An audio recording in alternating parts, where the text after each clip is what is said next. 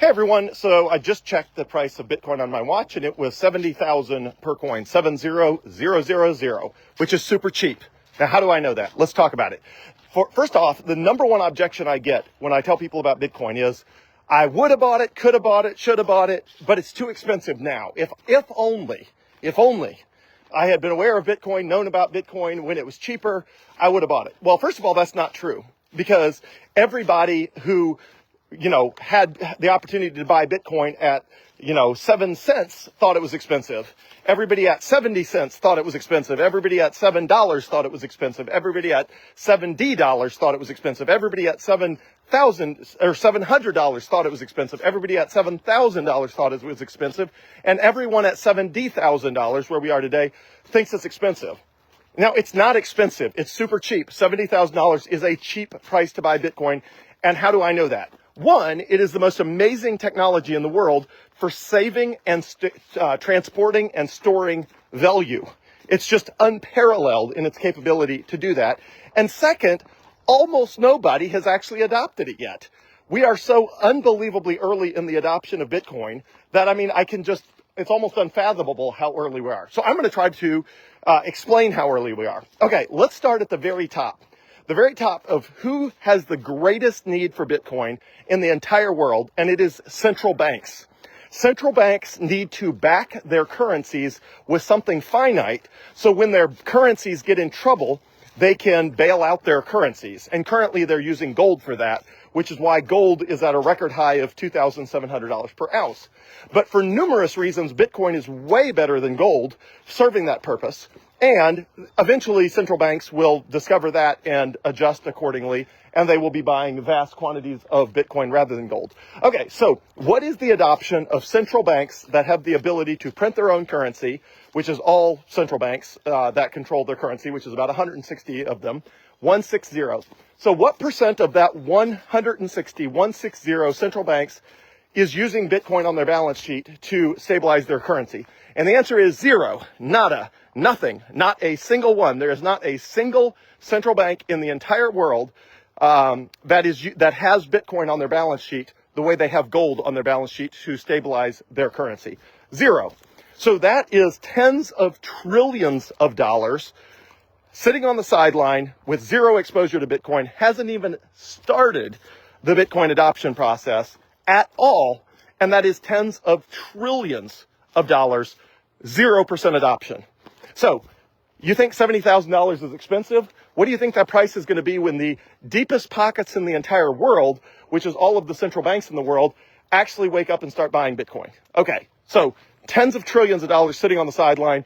Bitcoin's total value, just 1.4 trillion.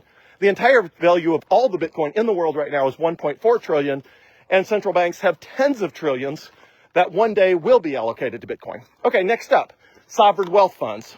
Sovereign wealth funds are basically big investment funds owned by central governments.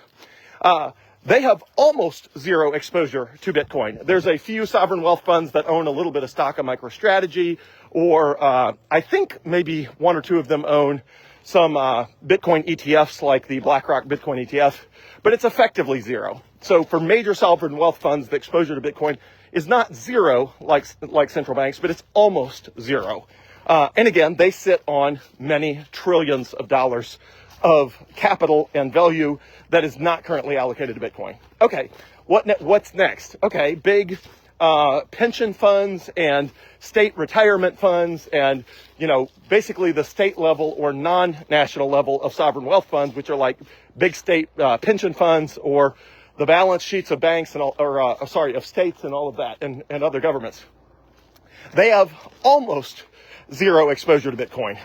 I think Wisconsin has less than 1% of their pension fund allocated to Bitcoin, but if anything, it's like one state and it's like less than 1%. So almost zero exposure. All right, who else has a ton of money? Big companies. How many big companies have a bunch of Bitcoin? The answer is exactly one. MicroStrategy owns a lot of Bitcoin. They own about 1.2% of all the Bitcoin that will ever exist is owned by one company, MicroStrategy, which is run by Michael Saylor. The rest of the companies own almost no Bitcoin. Coinbase has a little bit of Bitcoin. Square, the company Block that's behind BitKey, has a little bit of Bitcoin on their balance sheet. Almost none of the other companies on the S&P 500 or the NASDAQ or the New York Stock Exchange, almost none of them have any Bitcoin. Okay, who else has money? Average people, people like you and me who have, 401ks or IRAs or investment accounts or pensions or whatever. The question is, how much of those assets is invested in Bitcoin? And the answer is a tiny, tiny, tiny little bit. So the average in the United States in 2003, only 7% of people in the United States owned any cryptocurrency at all in 2003, according to surveys by the Federal Reserve in the United States, 7%. So 7% of people in the United States owned any cryptocurrency, and of that, let's call it probably maybe 4 or 5% of that was Bitcoin. So less than 5%. Okay, so less than 5% of all the people who could allocate money to Bitcoin in the United States own any Bitcoin. That means 95% of people don't own any Bitcoin. And the ones that do own Bitcoin, sure, there's a handful that are in the position I'm in where they're, 96% Bitcoin, which is where I am. 96% of my liquid assets are in Bitcoin. But the vast majority of people who own Bitcoin, it's 1% or 2% or or $50 or $200 or just some insanely small amount as compared to the total assets they have. So why is it so early and why is Bitcoin going to go so much higher than it is today? Let's recount. 95% of people don't own any Bitcoin. 98% of companies don't own any Bitcoin. 99% of family offices, sovereign wealth funds, pension plans don't own any Bitcoin. And 100% of central banks own zero Bitcoin. So, again, I'll redo those numbers. 95% of people in the world own zero Bitcoin. 98% of companies own zero Bitcoin. It's probably 99%, but I'm going to say 98%.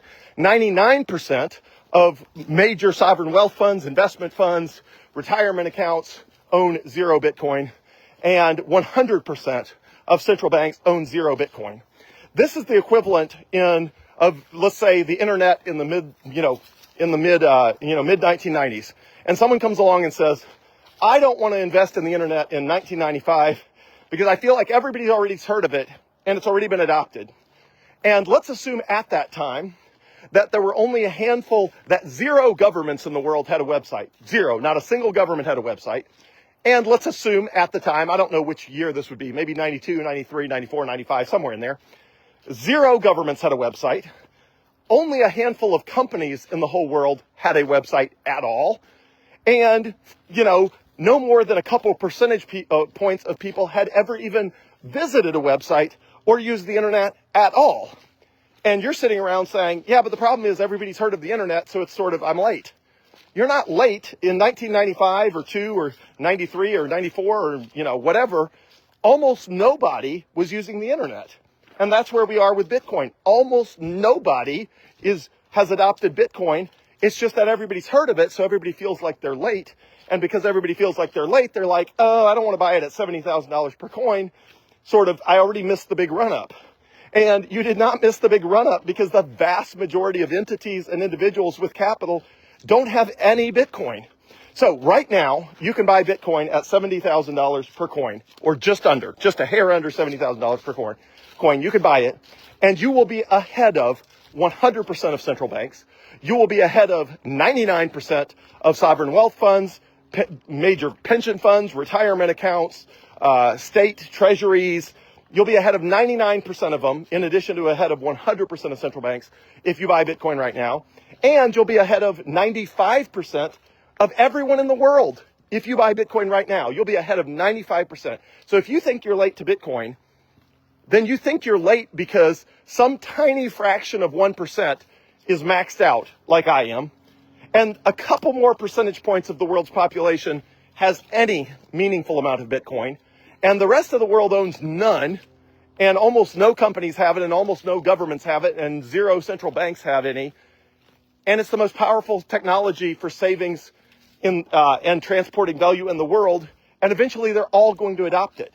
And as they all adopt that, the price is going to be radically higher than today's price, radically higher.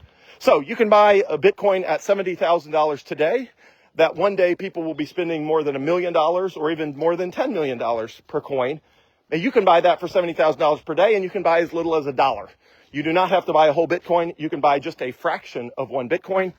And you can do that on Coinbase, Coinbase.com, Coinbase.com.